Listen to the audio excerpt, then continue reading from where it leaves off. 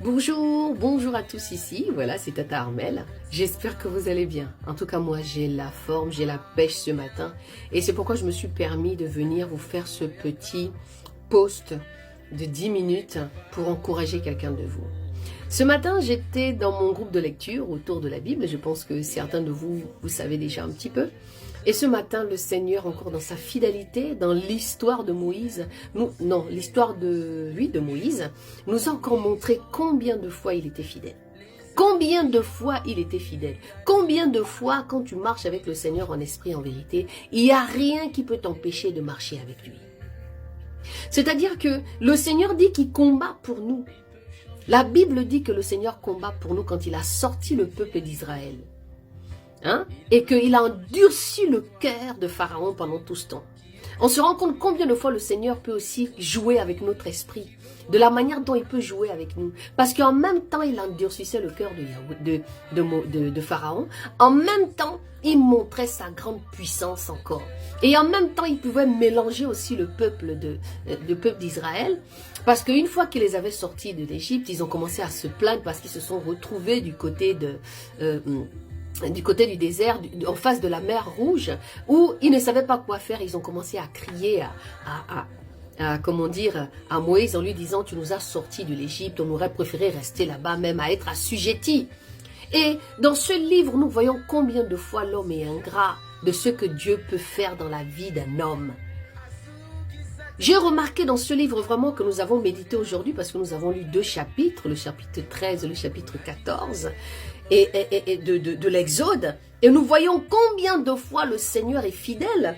Par exemple, ici, la délivrance miraculeuse de Yahweh, il nous dit ceci dans le chapitre 14, au verset 13, et Moïse dit au peuple: ne craignez point, arrêtez-vous et voyez la délivrance que Yahweh vous donnera aujourd'hui. Car les Égyptiens que vous voyez aujourd'hui, vous ne les verrez plus. Yahweh combattra pour vous.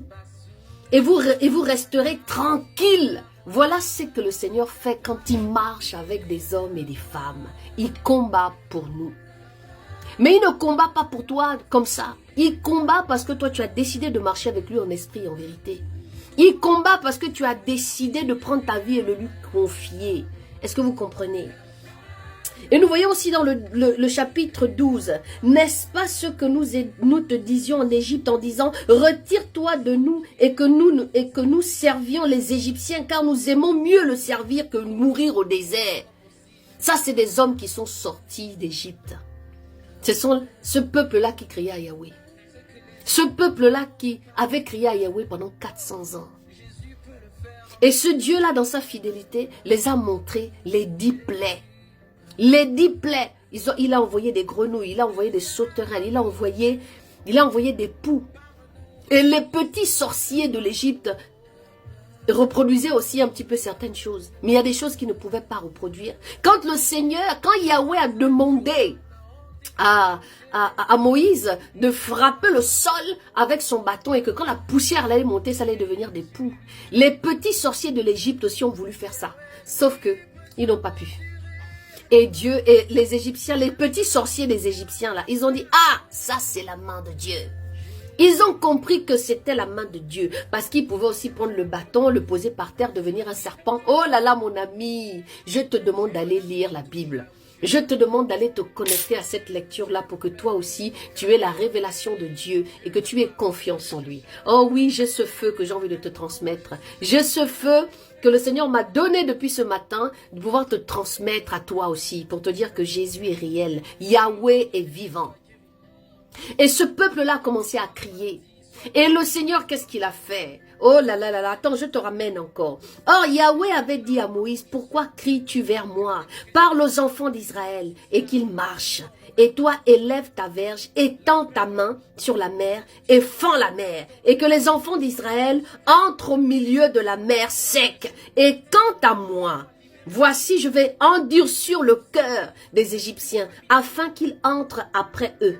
Et je serai glorifié par le moyen de Pharaon et de toute son armée et de ses chars et de ses cavaliers. Il est puissant. Il n'y a pas un autre Dieu comme lui.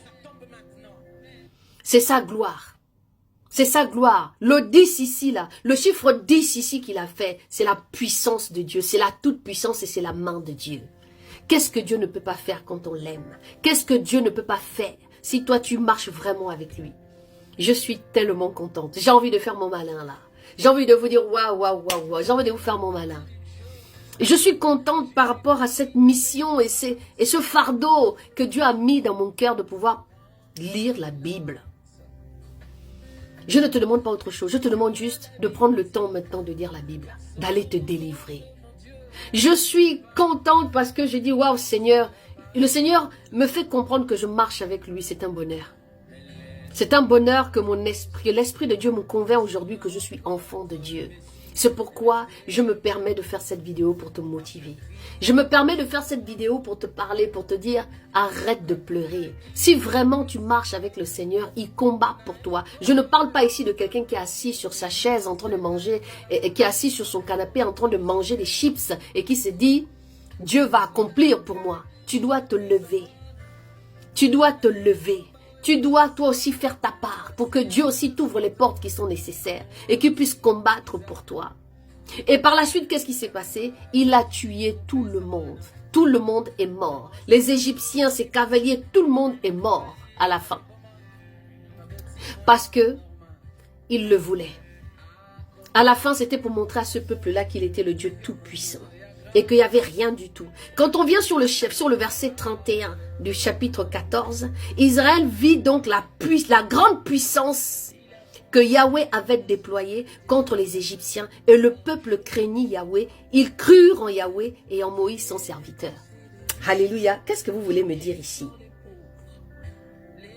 Ah Jésus, merci pour ta grâce. Merci Seigneur encore parce que tu as combattu. Écoutez bien, je reviens un petit peu sur le verset 28. Car les eaux retournèrent et couvrirent les chars et les cavaliers de toute l'armée de Pharaon qui étaient entrés après les Israélites de la mer. Et il n'en resta pas un seul. Mais les enfants d'Israël marchèrent au milieu de la mer à sec. Et les eaux leur servaient de mur à droite et à gauche. Ainsi Yahweh délivra en ce jour-là Israël de la main des Égyptiens. Et Israël vit sur le bord de la mer les Égyptiens morts. C'est-à-dire que quand ils sont sortis de là-bas, c'était la nuit. Toute la nuit, le Seigneur a mouvé. Il a envoyé du vent. Toute la nuit, il a envoyé du vent. Il s'est organisé. Waouh, waouh, waouh, waouh, waouh. Écoutez ça. Or, Moïse avait étendu sa main sur la mer et Yahweh fit reculer la mer toute la nuit par un vent d'Orient qui souffla avec puissance. Il mit la mer à sec et les eaux se fendirent. Et les enfants d'Israël entrèrent au milieu de la mer à sec et les eaux leur servaient de mur à droite et à gauche. Alléluia. Non, mais est-ce que vous vous rendez compte de la puissance que Dieu a pour nous? Donc, tu ne peux plus me dire, oui, voilà, je ne sais pas, Dieu, il est ceci, il ne répond pas à mes prières. C'est quel Dieu tu pries? Est-ce que tu pries le Dieu d'Abraham et d'Isaac et de Jacob? Ou bien tu pries le Dieu à la culotte courte qui s'habille en Prada? Ou bien c'est celui-là que tu pries? Hey, lève-toi et puis arrête de dormir. On t'a donné des paroles de malédiction. Te voici avec des paroles de malédiction là. Il est capable. Tu entends le chant là? Il est capable. Il est capable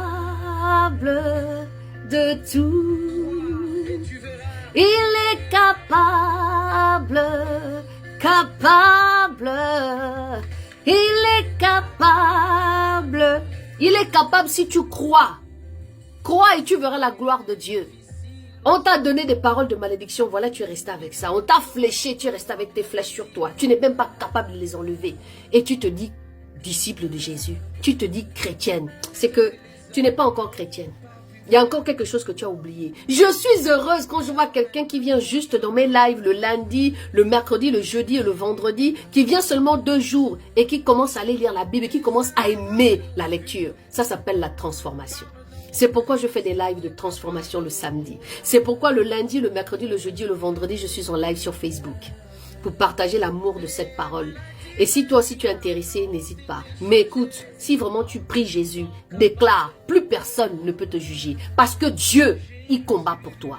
Pose-toi la question si tu marches vraiment avec le Seigneur ou pas. Eh oui.